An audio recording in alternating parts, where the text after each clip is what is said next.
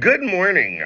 One of the most important things you can do before any task is market research. What's worked, what hasn't. I mean, a perfect example of this is Saturday Night Live. They turned 50 this year.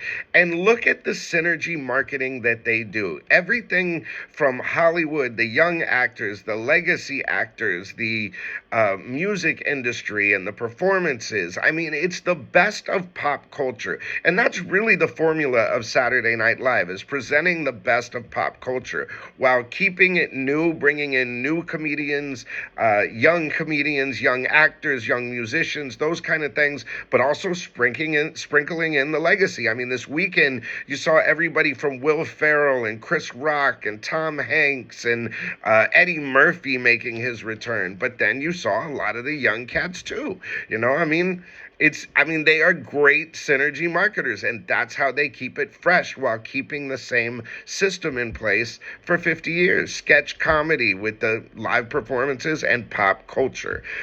Staying relevant. Always talking pop culture.